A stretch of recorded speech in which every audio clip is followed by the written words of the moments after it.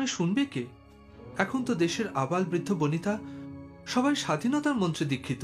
তুমি ঠিক বলেছ, দেশকে স্বাধীন করাও আমাদের কর্তব্য, কিন্তু তা পরম কর্তব্য নয়। তুমি কি মনে করো ইংরেজদের থেকে স্বাধীনতা পেলে তুমি স্বাধীন হয়ে যাবে? রাজ্য শাসক বদলে যাবে, তবে রাজনীতি বদলাবে না। আমি যে স্বাধীনতা লাভের কথা বলছি তা রাজনৈতিক সীমার বন্ধন থেকে মুক্ত।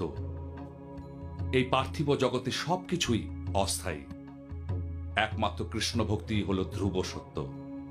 মানুষের তৈরি রাজনৈতিক নিয়ম কখনোই মানব জাতির পক্ষে লাভজনক হতে পারে না।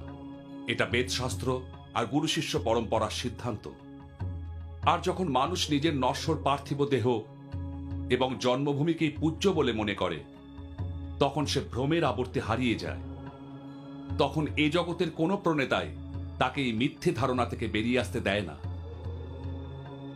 শুধু মানুষই নয়, সকল জীবাত্মাই কেবল শ্রীকৃষ্ণের সেবাদাস। তাই মানব জাতির পরম কর্তব্য এই সার কথাটা বোঝা আর অন্যদের বোঝানো। কৃষ্ণ ভক্তি মানুষের রাজনৈতিক পরিবর্তনের জন্য প্রতীক্ষা করে থাকবে না। কৃষ্ণ ভক্তির প্রচার এতটাই জরুরি যে তা কোনো কারণেই থামানো যাবে না।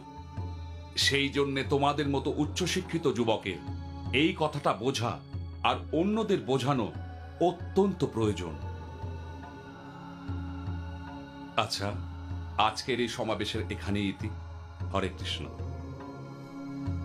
এবার আপনারা আমার সঙ্গে বলুন, হরে কৃষ্ণ কৃষ্ণ কৃষ্ণ হরে হরে, হরে কৃষ্ণ কৃষ্ণ কৃষ্ণ হরে হরে, হরে রাম রাম রাম হরে হরে, হরে রাম রাম রাম হরে হরে।